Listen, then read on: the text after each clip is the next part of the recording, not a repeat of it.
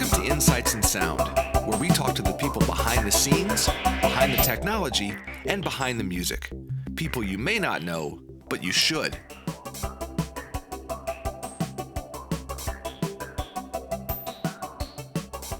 My guest is Becki Barabas. She is the, what was that now? Manager of Global Product and Product business development Business support. Development. It basically means I do a lot of everything. Yes, and that's part of it. You wear a whole lot of hats, but I do.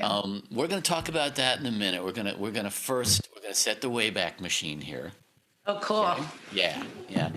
And because I first want to get to know a little bit about you, and I want our viewers to understand where you come from and how you came to where you are. So let's start at the very beginning. Wow, 29 years ago. And yeah, really, it's true. And It is. you don't look a day over 25 either. Not even though my son is 25. Immaculate conception. Anyways, moving on. So what did you want to know, like where I was born, where? I want to know a little bit about your background. Okay. And in terms of both your musical background and your professional background. Okay. So I was born on the East Coast in a little state called Delaware. And my mom moved me here. She was 17 and she moved me here at 4 months old. And we settled in Venice Beach, where I lived for 10 years with my mom and her mother, who was 39 years old, and all of my aunts. And it was a very bohemian type upbringing. There was lots of people doing art, lots of people playing guitar. And then we moved to the San Fernando Valley. So I've always considered myself an Angelino, which were very far and few between.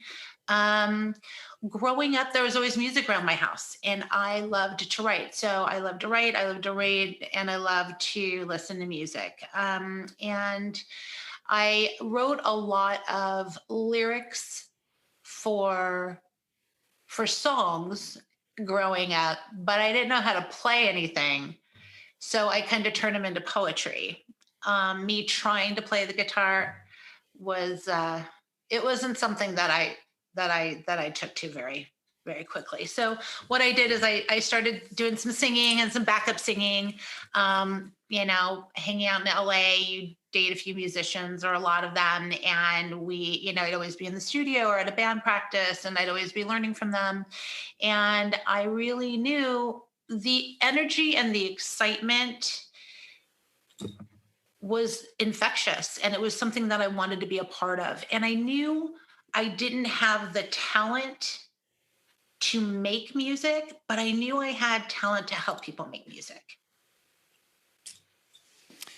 That explains a lot. Okay, that does explain a lot, because you have a very creative bent. Yeah. About you, and I can sort of understand that, because we all sort of figure out like what we love and what we can do, and especially being surrounded by a lot of creative people. Mm-hmm. One always looks and says, oh, I wish I could, play guitar like that person. Sure. Or, I have a story about, running into bass players who, could play circles around me, and thinking, well, maybe I should just give it up and do something else. And that it didn't cause me to give it up, but it caused me to just try a lot of other things peripheral to it, like producing, like engineering, and same kind of thing. You're surrounded by it and you want to be part of the creative process somehow. Yeah, you want to help these people because music affects me so deeply and is, for me, the most transporting and most magical of the arts. Because when I hear a song from 1984, I'm in 1984. I can smell the barbecue in the back. I can smell, the rum on my uncle's breath. I can smell the Marlboros. I can see my cousins play. It's a time machine. That is magic, so magic. And I just wanted to be a small part of that. So the first gig I got was at a little recording studio. I was about 20 years old. It was called Score One Recording on Cahuenga. Oh, I remember that place. Yeah, Al Johnson owned it and Ron Kerfman, and Al was great. He was a great boss. I the first day. This is a interesting story in because of the current events today.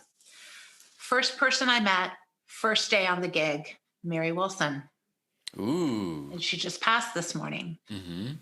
So I looked at her and she was so beautiful and so kind and knew it was my first day, and she was encouraging and sweet, and she was going into the room to do stuff. But then she came out and she asked me what I wanted for lunch, and she ordered me lunch.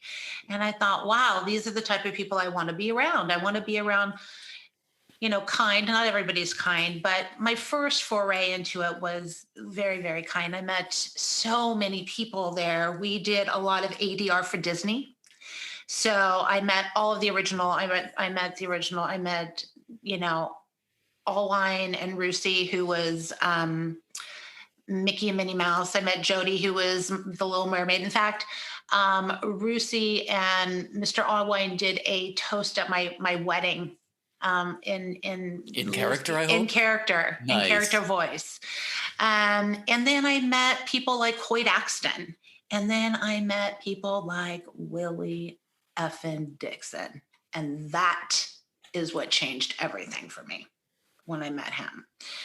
I saw a lady, he did a lot of stuff with the Dead, and there was a upright bassman. Oh, I can't remember his name. His wife's name was Lisa. And he played with the Dead, but he was playing on Willie's album. And I think this was one of Willie produced this album. I think it was one of his last ones. And she was in the common room, where everybody gets their coffee and lays down and has cigarettes and all that kind of stuff, because you could smoke in the studios in those days. Right. And you smoke a lot of things in the studios in those days. And I saw her talking on the phone, and I saw what she was doing, and I saw what she was doing for Willie, and I saw what she was doing for her husband. And I saw her, I can't get you this. I can get you this. I'll meet you backstage. I've got you covered. And I said, that smart lady is what I want to be. She's helping the band. She's juggling 8 million things, and she's helping the band. And I can do that. I can do that. I want to do that. Interesting. Okay, so you went from basically, you more or less figured out what your skill set was and how to apply it in a situation where you could be helping other people, but you could also be helping yourself. Yes. And I was, at the time, I was living with my to-be future husband, who was an amazing bass player, and his band. And, so I was all submerged in bands, and I was cooking for the band all the time. And I was holding, meeting their girlfriend. Like, I always loved that whole social, soulful, creative way of bringing people together, but also way of giving them some tools that they might not have. These guys were starving, and I would feed them all the time. And so I kind of got to know the psyche. My grandfather was also a musician. He was a big band leader, and or he was a big band singer. So I always, and my true father was a musician, although I never knew him. But my mom married him. So I always kind of had this in the background. I always kind of knew how to talk to people that were so creative, and I knew that whole pace of people. I knew what it was to be like. And this was the late 80s, early 90s in Los Angeles, and I knew how to help these guys, and I knew how to promote their gigs. And I started doing that while I was working at Score One. Well, and I think part of it that you mentioned that is so important to me is that so many of us are drawn to musicians, the music industry, not just because of the creative aspect of making music, but because of the creative energy of all the people around us. And I always loved that. I always loved the idea of being in the studio with people, even if I wasn't playing, even if I wasn't working the session. It's just, it's a hang. And it's a hang that is with people who you immediately feel like family. Yeah, you do. You do. And it's wonderful if you can find a way of helping them and giving back. And that's always kind of been my forte through my life in this industry of I think almost 30 years. I don't want to count, but we're there. And So you started before you were born, is what you're saying. I did. Mm. I did. I was always an old soul. So no, but just to intuitively know what they need and kind of be there and get it for them, whether that be on a business level, whether it be on a creative level, whether it be on a emotional level, I just knew. I mean, the energy is pretty palpable in these types of spaces, and there's always something to be done. Okay. Oh Even yeah. when I was in closing the month at Score One, I was always in my office. I was always up in the studio absorbing and figuring out, hey Becki, can you come over here and just scream really loud? And hey Becki, yeah, I'll go get you sandwiches. I'll get you whatever you want. I just want to be here. I just want to be here. In working in the studio, was that also because you mentioned you were married to a bass player, you were hanging out a lot with musicians. That's the creative Always. side, Yeah. right? Was the studio your first introduction to the technical side of things? Yes, and as we have discussed, I am the first to tell you that I am not highly technical. I can hook up a PA and pray it works. But I can do most things. But yes, that was my first foray into the technology. I mean, I had been with Kurt's bands. Like they did an album at the Village. Who knew that in years to come I'd be going to the Village all the time? Yeah. But and that was the first time I saw a more than a one room recording studio. You know what I mean? And it was just so big and all. I mean, dude, you've been there a million times. The records on the walls and the feeling you get in that. But yeah, this was the first time that I had gotten some technical, and they did actually teach me how to edit and splice tape, which I Ooh. did. I did. Yeah, that was like watching grass grow. That Yeah. was. Oh, it definitely, and it's when I learned to splice tape, I think that for me it never stopped being nerve-wracking Oh my God! You because there's feel no like there's no yes. going back. You know? No, you feel like the whole world is that you're. Yeah, no, Yeah. I was not, and I'm shaky and I'm nervous, but I would do anything to help in this job. I would do anything they asked me to do. It was not a problem, which I find, in my humble opinion, it could be the problem of a lot of folks that maybe aren't making it from a younger age on. You got to be willing to do the work. You don't get a trophy for participating in this. Well, not It's just do the work, but I think, and this comes back to why I was asking you about the technical stuff.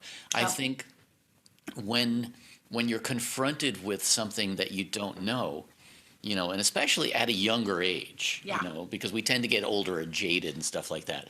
Not me, of course, but everyone never. else. Yeah, Not for a minute. yeah, and not you either. I know, I understand, but it's you're surrounded by this big buffet of concepts and ideas and things, and for me, I was a bass player too. I mean, I still am, but I wanted to be, I expected that I was going to be a rock star, of course, because that's what everybody expects when you're 15. But as I became more and more enamored with the technology, it was like discovering things I didn't know, and it's this merging of left brain, right brain, and I mean, musicians merge left brain and right brain all the time. I mean, how do we learn to play our instruments? Yeah. Not through some analytical process, and technical stuff like, hand to brain coordination and stuff like that. But at the same time, I think it's interesting to be confronted with these new aspects of something you thought you knew. Like you're surrounded by musicians, and all you see is them playing a gig. And then all of a sudden you realize, oh yeah, well, the recording studio is a completely different concept, and the technology is a completely different concept, and people discover things like post-production, Yeah. broadcast, or any of Yeah. those other aspects. And I think Yeah.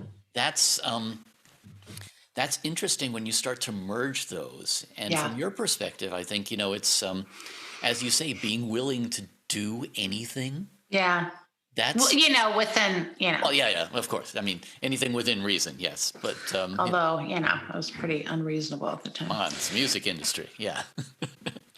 But off-color jokes aside, I think it's true that we discover stuff by being thrown into the deep end sometimes. Absolutely. Baptism by fire. That's the way I learned shit. Yeah, that's the way I learned shit too, and that's, I think, what's really, what's fascinating to me is the longer I've been in this industry, the more I meet people who they kind of almost created their own jobs a lot of times, Well, and you that's obviously me. did that too, I and do it all the time. yeah, and that to me, I think is, I do a lot of panels and tech talks and stuff like that. And a lot of students come up to me afterwards and ask me, how do I get a job doing X, Y, Z? And I say, well, there are ways to get that job, but maybe there's the rest of the alphabet that you haven't even thought of and didn't even know existed. There's gigs out there that you don't know exist. There's gigs out there that other people don't know exist until you create it for yourself.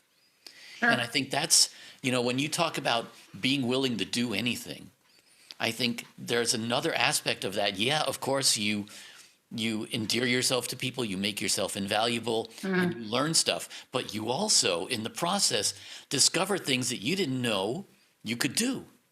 And if I might interject, one of my biggest things is finding, I hate to say holes, because every company I've worked for has been great as far as I'm concerned. It's not like they have gaping holes that but there are holes. There are spaces that need to be filled that aren't. And that is my forte, is finding the spaces that need to be filled and just like assuming the sale and going in and filling those spaces and really excelling in that. I did that with the the ambassador program at Harmon. I just went in and just kind of did it. We didn't have one. And I said, I'm going to ask I was in marketing, and I was doing media planning and many other things in marketing. And I went to my boss at the time, and we had a really robust media budget at the time. This was a long time ago, 2015, I think it was. And I said, hey, I'm just going to take this little bit of this budget. I'm going to seed it into some artists. I'm going to have them post it. I'm going to have them come in and play. I'm going to have them do stuff at NAMM. And I'm going to show you how, return on investment is going to be a lot more than a $3,000 inside cover of one of our trade magazines, which are great. And I love our trade magazines, but we didn't have anybody doing that. And then it kind of blossomed out to influencers as well. But that's how I did that. I saw, and I wanted to do it. It was something I wanted to do. And I knew I would be good at it. And I had the connections and then some, and I had the talent. I'm just going to say it. I had the gumption. I had the desire, and I just did it. And you know what else you had? What? Which I think is really important. What? You had a vision. I did have vision. And I think that's something that's really important, especially when you're talking about creating a space for yourself, is the ability to envision. Sure. Something that doesn't really exist yet. That's what artists have. And that's why I think, to me, and, we're going to back up a minute and talk about marketing. But I think, marketing sometimes has a negative connotation among some people because they think, it's ads and it's pushy and all of that. I was always fascinated with, when I was a musician performing, one of my collaborators and we always talked about the idea of opening an ad agency. And it was so way out of the purview of what we were doing as musicians, but we both admired the stuff that now gets Clio awards and stuff like that. Sure. Just great earworm kind of ads and stuff like that. And I think that too is a way of envisioning, how do I put myself in a situation where I can understand what other people want, what needs there are to be filled. And I think, that's a creative aspect of, and I don't even want to call it marketing. I want to call it just, just creating a need, or understanding a need and not creating a need, but understanding a need and figuring out how to find the solution to that. Yeah. A lot of it is creative problem solving, and that's what musicians do too. Yeah. No, If I do a sit lot of and I'm creative working on a problem solving. project, if I'm working on a production, on a song, anything like that, and I think, how do these parts fit together? Where should the bass line be versus where it should not be? All of these other things, that's creative, and it's all part of the same juice, Yeah, I agree. Yeah. So tell me now, let's back up a little bit and talk about marketing, because you didn't just all of a sudden decide one day, I want to be a marketing person. That doesn't happen. No, that certainly doesn't happen. I had gone from Score One to many other places within our industry. I worked in MI, right? And that's, for anybody that doesn't know, that's like retail music instruments. That's what MI stands for. And I worked at Nadine's Music oh yeah, I worked at Nadine's Music in Hollywood. And I worked at the recording studio right next door. I know we talked about this at that networking thing. And that was really wonderful lessons. I met wonderful people who, from that job, I have people that are still some of my best friends today. And it was, I worked as a receptionist, and I worked up in the, upstairs in they called it the office, but it was like the slanted room. It was really, really cool. But the people that I worked with, you couldn't, they were infectious. Their joy was infectious. And even, their talent was infectious. And it was just such a great place to work. I couldn't work there anymore. I had gotten pregnant, and it was like, I couldn't work there anymore. I was too sick, and there was too many stairs for me to run down to hit the bathroom, and there was a lot of stuff going on. So Derek said, you should probably just go home for the next couple of months. And I said, okay. And then I had a baby, and then where did I go? I went to New West Audio. So I worked for Artie Christensen, and we were the shore reps and the community reps, and all kinds of, it was a rep firm. And I was an order entry person, and I got to meet even more people, and I got to start going to NAMM shows. And I, had to go do booth duty for NAMM shows and stuff like that. And AES shows, and Infocom, which is, not my favorite show. And then they're completely different worlds. I know. Yeah. Then I went to Marcus Audio, which is contracting or install, and knew already. By this time, I just, you start picking up people as you get going in this industry, and everybody's crossing jobs, and you're seeing everybody at trade shows, and it's like, so I already knew a bunch of people there, worked there for a while. And then I got out of the business. No, I didn't get out of the business. I worked at Sound Marketing West for John Rita. So they were the reps for Harman. Sure. So we repped Alesis back in the day, the old ADAT days, babe. That was, I remember it well. People would shoot off their foot to get an ADAT. Like, they'd be like, please give me one. But I worked there for 8 years, and then I decided to leave the industry for a while. I wanted to see, I wanted to make more money, and I wanted to see what I could do. And I got into commercial real estate. And then, of course, within commercial real estate, I was just there for like 4 years. I was an office manager, and they were always coming to me asking about studios and about content creation spaces and stuff like that, because that was my past. And then I missed it. And I missed my people. I missed my people. I missed the way we talk together and the rude and inappropriate things we say to each other and how amazingly fun that is. And getting into discussions about music and about how to solve problems to help people make music and how to market things. And so I called up JBL, my old friends at JBL, because I was a rep. I repped them for 8 years. So I called them up and I got a call the next day, and I came in his office and said, "You're hired." And that was almost 13 years ago. And did you take a job as a marketing person then, or what? No, I took a job as a senior sales rep.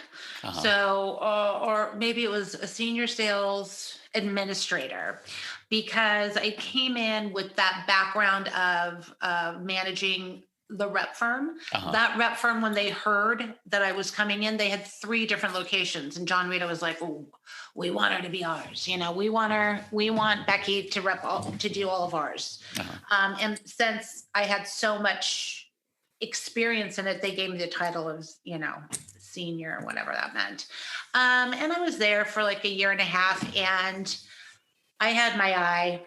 I always wanted to be over there marketing. It was just fun. I wanted to have fun. I wanted to be creative. I did my job really, really well, but I just knew so many people. I wanted to be creative, and not saying I knew so many people like that stuck up. We all just know so many people when we're in this industry for a long time. Absolutely. And so I interviewed with the famous Mark Gander. Oh, yeah. And Richard Ruse, who is no longer with us, but I met him at Nadine's. And they gave me the job, and I came in as a specialist, and then I raised to a senior specialist, and then a manager. So, you brought up something that I think is really interesting, and it's something that I deal with on a regular basis too. I've run a PR and marketing firm for about 20 years, and I have been involved in all these different aspects of music and pro audio. And as we were just talking about, there are a lot of similarities and a lot of overlapping Venn diagram circles and whatnot between the installed AV crew and the artists and the musical instrument manufacturers and the pro audio, and when you talk about, let's say, for example, going from a NAMM show to an Infocom show to an AES show, yes, you're kind of talking the same language, but you're not. You're talking very, very different dialects of the same language. Yeah. Isn't that? Tell me a little bit about the challenges of juggling that, not only from a job perspective, but from a marketing perspective. Well, that's really interesting, because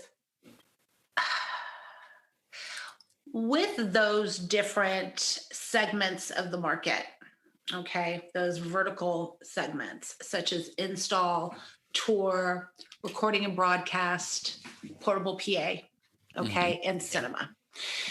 Not only do you have within the spectrum of the business different things that they need, but you also have different personalities, okay, and ways of speaking. I don't speak to a contractor the same way I would speak to a front of house.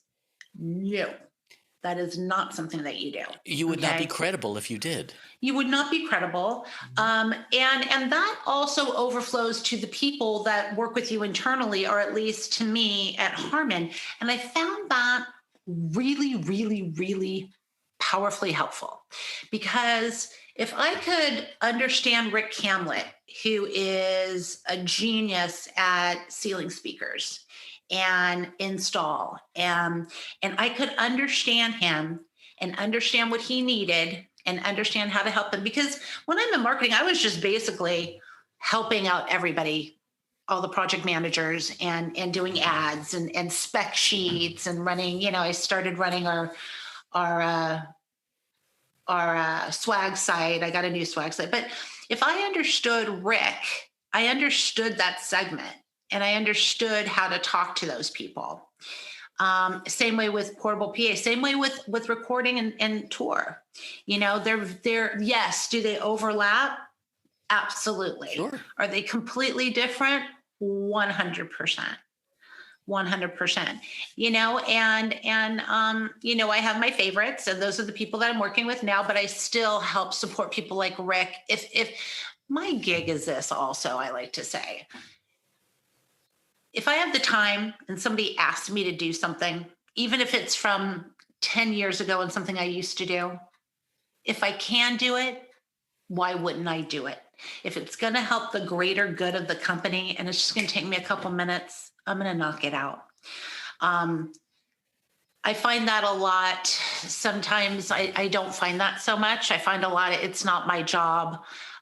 Can you do that? Do you know how to enter this into this? And it's just kind of like, okay, yeah, I'll follow the guidelines for sure, because I know there needs to be guidelines and I know there needs to be procedures and I know the reason why. But I make myself very available to anybody on my team. And I don't even really have a team. Like, I work for marketing and I work for sales, because I'm business development, and I work for the artists, and I work for front of house, and I work for LDs, and I work for engineers and producers. So if anybody asks me to do something, if I can do it, I will do it. I just think that that's good work ethic, and it in such a big company like Harman, sometimes you have to go to a couple people before you find your person that can help. And I'm just like, yeah, if I can do it, let me just knock it out. Well, and not just that though, but I think when you're willing to stretch a little bit. Sure. Well, and first of all, to echo what you're saying, I think in order to speak to all of those different worlds, you have to be a little bit, chameleon-esque. You have to be able to, as you say, adapt to different personas. You have to really think about, the guy up on the ladder doing an installed AV system has a completely different set of needs than, the person mixing front of house, or the engineer the culture is on what different. she's doing and stuff. I mean, it's completely different worlds, but yet we have a common thread. And I think being able to be empathic enough to understand and speak to everybody's needs, that comes back to what you're talking about the idea of just being willing to basically look through somebody else's eyes. Yeah. And I think that, to me, I mean, I always loved that.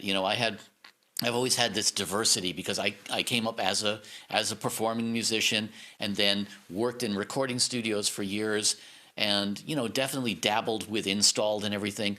And I've always said I'd known just enough to be dangerous about any particular discipline, But I think that in certain ways that's helpful, and it's the same thing you're talking about being able to talk to people, understand what they need, and be able to address what they need. And it's a certain willingness, and it's a certain empathy, I think, of being able to understand where everybody else is at. And that, I think, isn't that kind of the secret of life, I think so. I mean, just, a friend of mine told me once, and I always quote this, but I don't care. He told me once, his name is Stan Gonzalez, and he's been in this industry for a long time. And he looked at me and he goes, Becki, there's nothing you can't do with hard work and kindness. And I take that to the mat with me every day. And I'm not always kind, because I'm super direct. I'm always kind, but I'm also very direct. And, I'm not as patient as a lot of people were. If you don't answer my email in a couple of weeks, it's, But I think that you have to be kind and loving and willing to work and put in the hours and do what you got to do. I do a lot of things to this day that I don't want to do. That's not really my job, but I do them. And you know why I do them? I do them to help people, because it's going to help the greater good. One, I like to help people. And two, every time I do something different, or every time I do something mundane, I still learn something from it. I may not realize what I'm learning from it, but I'm learning from it. And it's really, for me, always to pivot, change, and grow in this industry. Ooh, you use the pivot word. Look out. That's the cliche word of 2020, Yeah, it is. But it's really true, and it's interesting because you just kind of came around to the next thing that I wanted to talk about, which was the idea of a lot of times I get approached by people just coming in the industry or just coming out of school, and how do I get this job or how do I Mm-hmm. do this thing? And you just talked about exactly what has been sort of my secret sauce forever, which is just be willing to do everything and look at everything as a learning experience. Yeah, Because and that's just it, network. Yeah, and well, networking absolutely. But I think again, networking also comes down in a certain way to just being willing to look through other people's eyes about things. Sure. And to me, when I've seen, for example, when I've lectured at a class or something like that, at one of these schools, you can almost tell right away who's going to be successful, and it doesn't have anything to do with who's the best mixer or who's the hot shit guitar player or whatever it is. It has to do with who's the person that is really willing to just try everything and really understand everybody else's needs, because Yeah. we're here as part of a community. And I think that you Yeah. said it. I mean, the idea of being able to look at all of these different disciplines and say, okay, I may not understand everything you're talking about, but I can figure out that, whatever it is, the guy up on the ladder just wants to get closer to beer 30, and whatever it is, what's your pain point? What are your needs? How can I address that? And it's not that I'm your humble servant and, no, it's like, if I were in your shoes, what would I want? What would I need? And Yes. I think that's Because one day you will be in that person's shoes exactly. Or if if you're you not, do this. yeah. And if you're not in their shoes, you're still going to be helping them Yeah. somehow. And to me, that's always, I think, and this comes around full circle to what you were talking about. To me, that's always been the beauty of the creative music industry. Is that we're all in it because we love what we're doing. We love being surrounded by creative people. Mm. And man, there's nothing better. And so to me, it's like, if I were to advise, a young person coming into the industry about anything, it would be, be willing to do anything, be willing to say to yourself, I have no idea who this person is, but they might turn out to be a mentor. They Mm-hmm. might turn out to be, a future connection or whatever.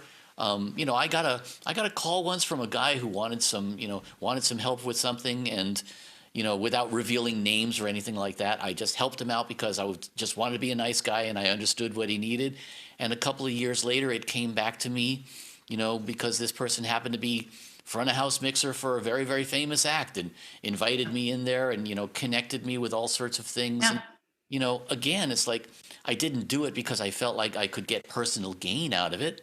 You just do it because you feel like you can help somebody. Yeah, and you also do get gain out of it, You right? do. I mean, when you're starting out, you're learning and you're learning your craft, whatever that craft is going to be, but you're learning by asking questions and seeing what these people do and helping them and taking copious notes. That's another one for me. And also, what we have to understand, young people coming in this industry or new people coming in this industry, is you have to treat everybody nice, because this is the most incestuous industry I have Oh ever my seen in God, my yes. life.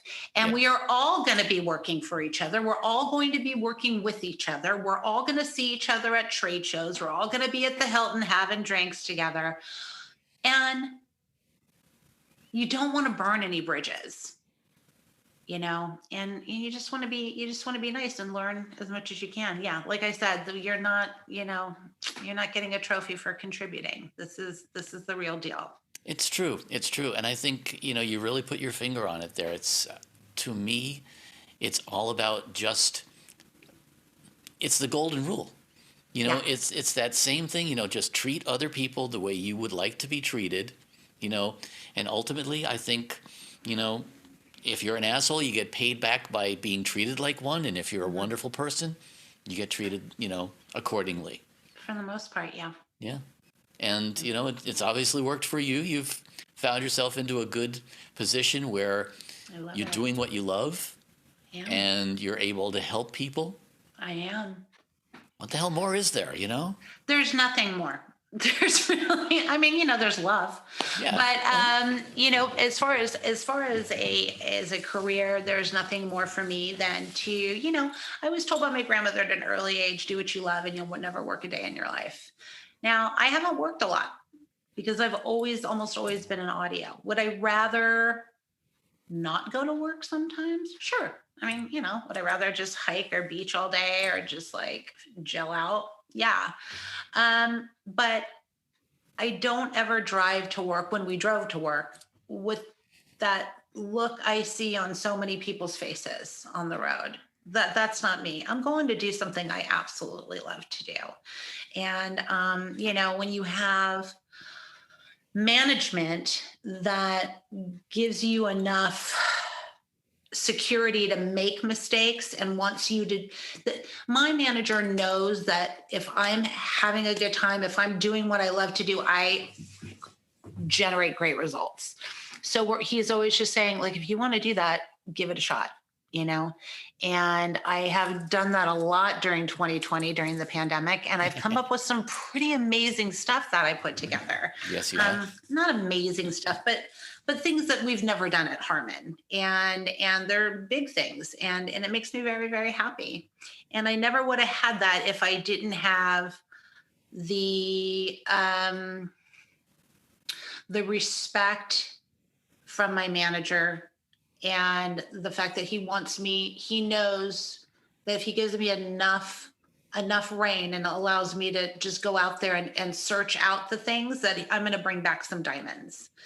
And that's something that I'm very, very blessed with at Harmon. All my managers are great. But you've also earned that. I mean, as you say, you earn people's. I don't know if they'd say that, Well, but yeah. but they do like me and they do like the results that I bring. And I'm not always the most popular person in the office. I'm direct. You're not?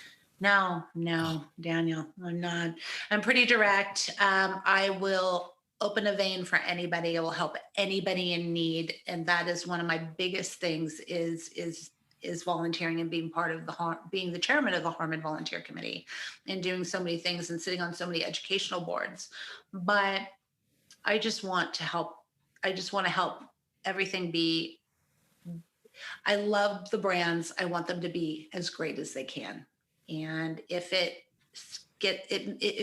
I have to step out of the box and do something a little bit avant-garde or a little bit rogue to pull something in, I'm going to do it.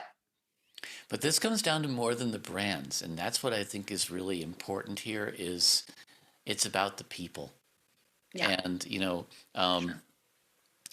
there's always that old joke about corporations are people, blah blah blah.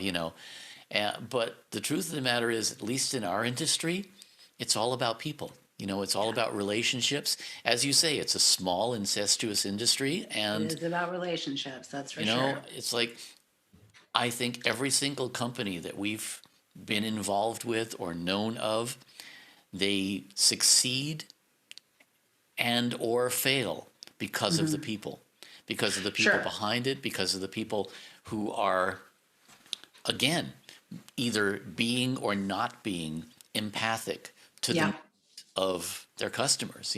True.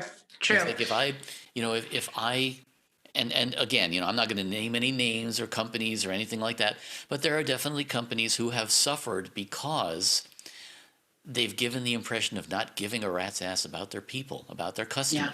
Yeah. And that is one thing that I think is so important. And it transcends brands, it transcends products, it transcends technology. Yeah. It's all about, who is the person using this? What are their pain points? What are their challenges? And how can we, as creative, smart people, address that? Sure. Agreed. There's an old saying that people buy people first. And it's certainly true. Yeah. And that comes from a broader aspect, such as you were just explaining, where we people like Harmon look at our customers and we're we're on the same track and we're trying to fill a need. And it also comes down to the people like you and I that talk to people every day on the phone. I mean, if I wasn't the person I was and you weren't the person you were, you wouldn't be asking me to do this and I wouldn't have said yes. You know what I'm saying? You know, yeah, people buy people first, and it's a small, like I said, it's a small industry, and networking and getting out there and just meeting everybody and helping everybody. Once you start helping people, I think even outside your main part of your job, but your industry, I do it all the time. I help people and they come back to me and the rewards are tremendous. You know, Absolutely. people are like, Becki, how do you get all these names to go and attend NAMM? I'm like, I just do a lot of people favors through the years. And, you know, and then I pick up some hip hop and rock stars on the way. It's just inevitable. They need help too. Right. Yeah. But it's really all about relationships, and it's in being kind and listening and helping people. And they buy you on that. It's really true. And you know, yeah, to your point, you're not the first person who has said to me, I'm only doing this because it's you. You know, Well, I am only doing it because it's you, and I put it off for like 4 months. So I figured, can't wait for it to be over. But it's not as bad as I thought it was. I'm sorry. Well, I just hate looking at myself. I hate hearing myself talk. I'm always afraid I'm going to drop huge F-bombs or I'm going to mispronounce a word, but it is who I am. And who you are is what's really important. And that's what's gotten you where you are. And congratulations on that. And on that note, because you've been dreading this for so long, I'll wrap it here and say, Becki Barabas, thank you for being my guest. Oh, thank you. That was I have tremendously enjoyed chatting with you. Thank you. And hey, I'm Daniel Keller. Don't forget to hit the subscribe button and join us each week for Insights in Sound.